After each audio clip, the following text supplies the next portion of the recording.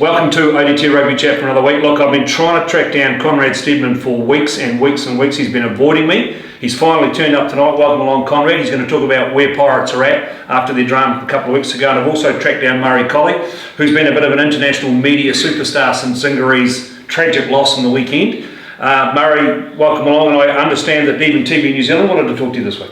Yes, they did, Paul. That's correct. On Monday morning, I had a phone call wanting me to appear on the TV1 news, not the sports section, the main part, to give a report and interview on the game on Saturday. I declined, thinking that there's better news around than that. Correct. Possibly there might have been something more interesting for people to listen to. So I politely declined. Well, mate, look, Conrad, we'll start with you, then we'll come back to Murray and talk about the weekend and where Zingari are going. But look, 2 weeks ago things weren't looking good. 16, 17 players out injured. Struggling to put a front row ready. I think the front row was your major problem. But you've got through that game against Tyree. You've got through the next week against Alhambra Union. So, mate, tell me where things are at now with the team. We're starting to get numbers back, which is good. We've obviously got this prop come from England. Is he did he play a few minutes last week? Yes, he did. He turned up last Thursday, and an hour later he was at our book club at Salt. And so you've got him well imbued into life. Definitely. No, Thursday night will be the same for him again. Right. So he's come over. His teammate is turning up on this Saturday at 4 o'clock. He's a midfield back, this guy? Yes, that's right. And then another one is following the week after. Right. And our injuries are coming back. So, we'll get through it. So this weekend you're playing Dunedin. Yes. And you went okay against, you lost by 20 against Alhambra? Yeah, it was 35-23, and then someone tried to run the ball out, apparently. Possibly shouldn't have done it, but that's all right, trying to get the scoreline a wee bit closer. It was 40-23. Yeah. Okay, we'll come back to that because I want to talk about your depth in your club, which I think is not too bad. So we'll come back to you, Murray. Let's talk about the game. Okay, so it was 137-0. Look, I'm written in the paper tomorrow that you lost a back line before you played Dunedin 2 weeks ago. Pretty much. And then you've pretty much had injuries just stack up week on week on week. And then, so talk me through what you were like before you went out on Saturday against Varsity. We made the decision to rest a couple of players that had been carrying injuries, and I think that was the right decision because they weren't quite right. And we're talking about some leaders in the team, so we made the call to not play them. Looking back, maybe it wasn't the right decision because these guys were leaders. But we were under strength. That's been well discussed, and we played a damn good side. I mean, let's acknowledge that. I mean, Varsity, and we've all seen good Varsity sides play over the years. When they're in that sort of mood, they're damn hard to stop. And we started the game, as I say, under strength. Within 5 minutes, we were down by 21-0. Damn hard to come back from that. Right. By half-time, we were down by 50. And the big thing is we didn't have leaders on the field. We had a lot of younger guys there with very limited Premier experience, and there was no talk. It went dead quiet. There was no one there to actually say, right guys, for the next 5 minutes, let's work hard, get our hands on the ball, pump it up a wee bit, look after the ball, work the blind, just wee things like that could have taken the game back in our favour a wee bit. It didn't happen. Right. And we were chasing the game right from the start, and it was damn hard. I think there was one scrum in the first half.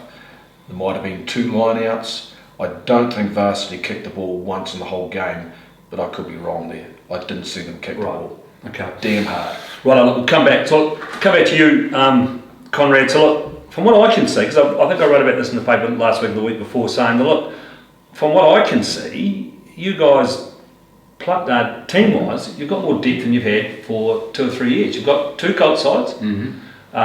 You've got a Prem 2 side. You've got an open grade side. You've got your Prem side, and plus you've got a women's side. Don't get me started on women's rugby with all the scores that are going on at the moment. I didn't talk about that tomorrow in the paper. I decided to leave it. But look, your club's not in too bad a heart, apart from where you are with your Premier side. Is that right? Yeah, we've got good numbers. We've just got to maintain the positivity and just say, look, we're making a mountain out of a molehill here. Yep. Other clubs are struggling with numbers as well because of injuries. We will get through this. We just happen to be the first cab off the rank. Unfortunately, Zingari had that game last week, and they've taken a bit of heat off us And I don't, Right. I don't actually like to see that game. Yep. And it's not great. And obviously, Varsity is a great side, but a lot of the clubs are in the same boat. It's going to be a new club next week that's going to have a problem. Correct. At the end of the day. Well, I think we're already seeing it. I mean, Southern are struggling. Let's be honest, but they're a club with depth, and they're struggling. They had 12 players out at the start of the year, and they're only getting their players back now. They're sitting behind Green Island. That's right. And I've been loving rubbing that in the paper. Let's be honest. But so they're struggling. Tyree are really struggling. They went down by 40 to Kaikoura. They had 2 backs playing in the forwards. So they're struggling as well, but they've just got a bit more depth so they can get through this. That's right. So look, Murray, so where do you guys go? Where do you go? No, just before we go, I was going to ask where you go from here, but my big question is, now look, your main man at your club, your main man who's played 150 odd consecutive games, his name is Chris Bell. Now he didn't play on the weekend. No. Ruined that streak. What's going on? Did he just leave you on the lurch? No, he did not. He Right. did not. And I'll say one thing for Chris: he's a fantastic club man. He's a great kid. Well, he's not a kid anymore, but he's a great guy. Yep. He made it very clear right at the start of the season that he was going away for the weekend. Now, Duck shooting, I hear. correct. Right. And that's fine. That's fine. That's fine. But this was the start of the year. He At the said, start of the season, Yep. he said that. He made it quite clear. It just so happened that it wasn't probably a great weekend to take off Yes. with other injuries. But Yep. never mind, that was fine. So I mean, that was just by the by, and that's. so where is your club depth? I mean, how are you looking? You've still got a Prem 2 side which are struggling Yes. as well, and Yes. people have been racking up some big numbers. Yes. You've got a open grade side still, No. and 1 Colt side. Correct. So you've only got 3 sides. That's dead so right. things are tough, obviously. They are tough. They are tough. We endeavoured a couple of years ago to get a Premier Colt side, and that failed, and we had to Move them back. Actually, Yeah. that was last year. Yep. And that was probably the right decision to make at the time. Yep.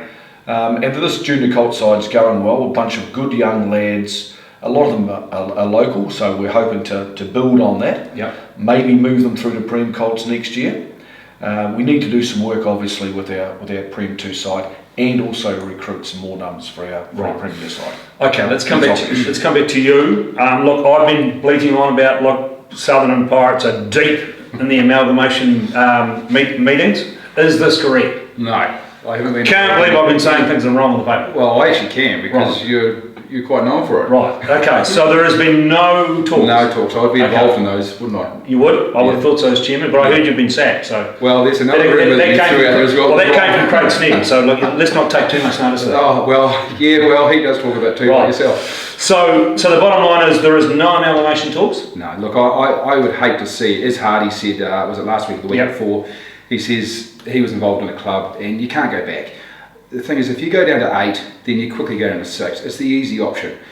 I think there's other ways to get around this issue. I think the Otago Union needs to look at possibly getting club rugby back to the clubs again for the schoolboys, Yep. as well as schoolboy rugby. I was at a photo session of our young lads the other night, and I was looking at the boys and going, "We've got Where are great those kids numbers now?" here, but where are they going to be? They're all going to be lost. So you've got the biggest, because you've still got the biggest schoolboy module, Oh, we would do. Easily, I we would would have do. But I think these kids are going to be lost. but it doesn't translate back. They don't come back. No, and it's because I feel that it's not just the good players get taken, but there's another tier of players, 2 or 3 down, that actually get lost to the game somewhere else. They might go to a different school that's not involved in rugby, Yep. and all of a sudden they're lost to the game. Okay. We need those players, and they could actually be great players, but they haven't been earmarked now. Right. So you, from your point of view, Pirates are. We're in glitch mode through this injury thing. Yeah. Pirates are going to stay on their own 2 feet. Oh, very much so. Right. Yeah. Let's come back to you guys, Zingari. And look, you're a proud club. You're one of the oldest clubs in town. I can't see you guys wanting to amalgamate. No, that's not on the agenda. Not on the at all. agenda. You haven't had any discussions. Definitely not. I mean, Right. who would we amalgamate with? There's talk of Harbour. That's only Okay. yeah.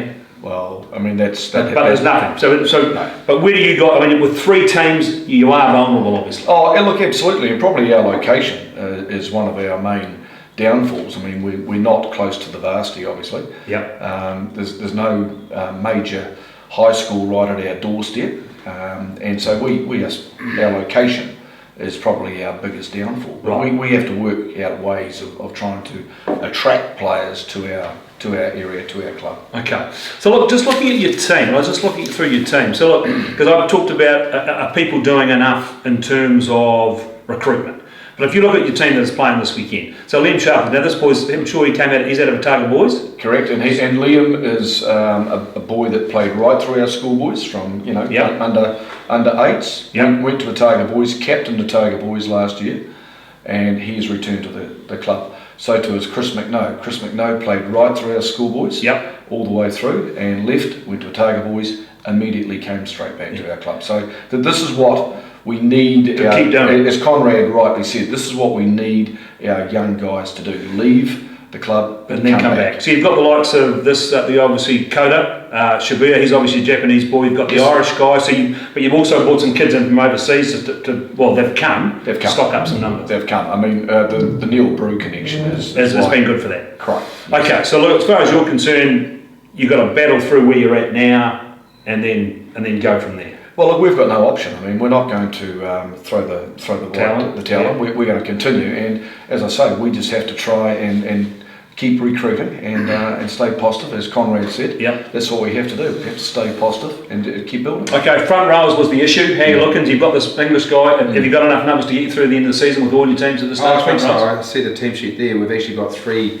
reserve front rowers there already. Right. Yeah, so there's no problem. Okay. I mean, we've got another one coming back as well. So, I mean, obviously, and we haven't got, there's no Craig Miller in there as well, which was... Yeah, he's tied up the Highlands tomorrow. He's tied isn't behind, he? yeah. So, I mean, we had him last week, so Yes. his name's not in there, but we've Yeah. still got 3 front rows there. Right, okay. Yeah. Okay, and just because one of the other things we didn't touch on, just I want to talk about the games this weekend, but look, you've had a lot of kids went overseas last year, and obviously with the Christian Walkers and the Ladders and the Lockie Moores, none of those kids have come back. They are hard to replace. Oh, damn hard. Damn hard. We lost 10 players out of last year's starting 15, and as you rightly said, Paul, I mean, your Joe Ladders and your Lockie Moores and these guys, they're leaders. And this is what we haven't been able to replace, and you can't replace that overnight. Okay, boys, we'll move on to the games this weekend. We have got, I'll give you the prediction from both. So we've got the mighty AU playing Zingari first up. Oh, well, I'd say our boys will definitely go better this week, so I'll be back in there. Good as gold. You on that game? They beat you last weekend. Yeah, they did. I'm going to back my man here. Zingari? Zingari. Okay, so we've got Dunedin Pirates. You'll be taking Pirates. Yeah, I'll take Pirates, yeah. And I'll go for Dunedin. you'll go for Dunedin. Uni and Kaikoura. Uni. Uni. Oh, Uni. Yeah. Uni. Southern and Green Island. Oh, Southern are starting to get some players back. Yeah. So I think Josh Walden could be playing for them this weekend. who have they got? They got the prop. They have. I don't think they might have the winger too. Here to just look at the Wilson. They may have. Jack Hemipo as well. Hemipo plays in I reckon Green Island. You're picking Green Island. Yeah. I'll go Southern. You're going Southern. And Torrey Harbour out at Torrey. I'll go Harbour. Harbour. Of course, the Mighty Hawks. Because you being an ex-Hawks man, you played for every club in town. No, I have not. Well, most of them. You played for. I'm pretty sure you played for Dunedin. You played for the Hawks. With you, Toomey And Town. you played for Pirates. I actually played with Zingari too. You might have played for Zingari. I played lots of Zingari. Okay, so look, just to wrap it up in the Spates ODT Rugby Chat, just remember this club competition is not dead. There's still 10 teams in it. There's still be 10 teams in this competition next year. The big game of the weekend is probably Torrey and Harbour. Look, Harbour just at this stage too big, too strong. They beat Torrey. Torrey lose 3 in a row. We'll talk to you again next week.